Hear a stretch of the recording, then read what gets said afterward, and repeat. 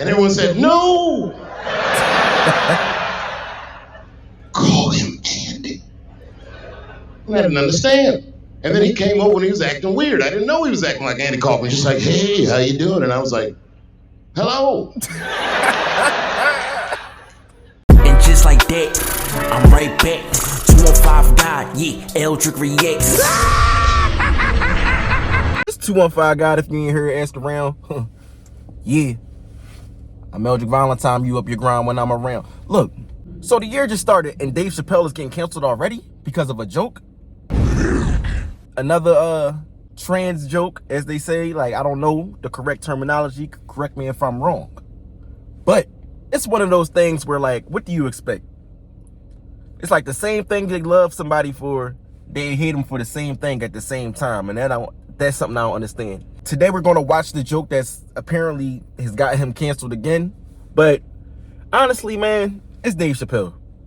I'm not saying he, like, can't do no wrong, but at the same time, we got to recognize that a joke is a joke. And I don't want to stir the pot too much or nothing like that, but it's like if a white man says a joke about me, well, if a white man says a joke about black people, and if it's an honestly good joke, I'll laugh at it myself.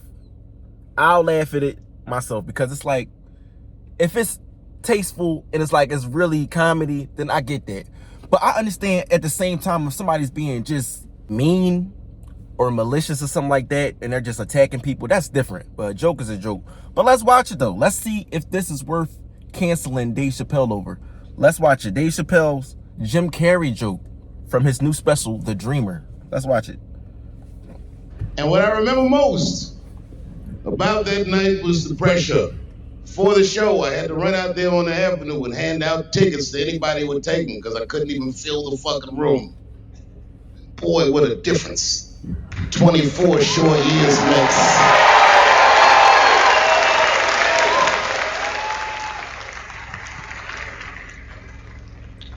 And right before that time, my father had died. He never lived to see me do it.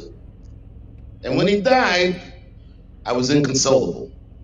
I thought I'd never smile or laugh again. And the only thing that got me out of that space was a comedian friend of mine, the late, great Norm Macdonald. You can't tell when Dave Chappelle's serious. Right. Like, shout out to Norm.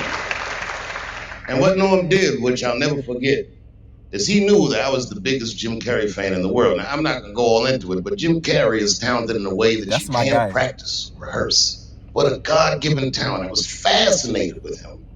And Norm knew that. And he called me up and he goes, Dave, I'm doing a movie with Jim Carrey.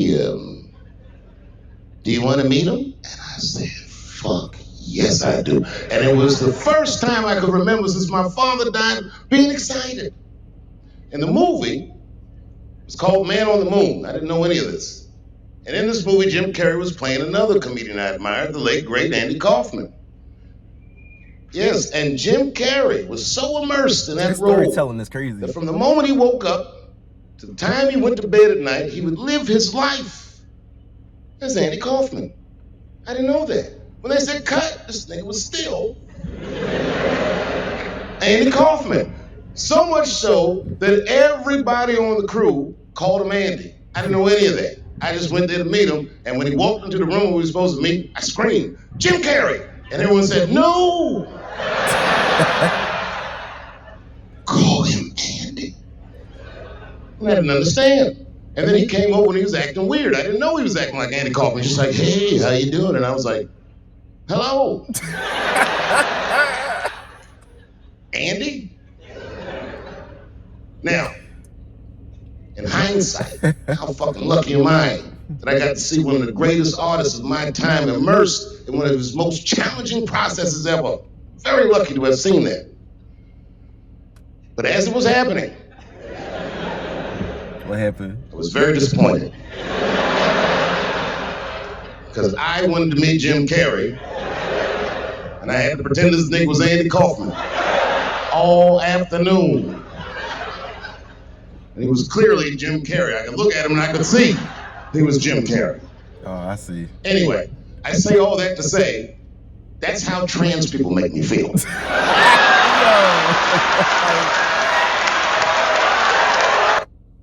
Yo. Yo, he's crazy. Like, oh man. He be taking little jabby jabs. Like, yo. I feel like the only reason that Dave Chappelle even still does these jokes because he knows that they're gonna get a rise out of people. And that's crazy. Like, he got the response he wanted. Everybody paying attention to his special now.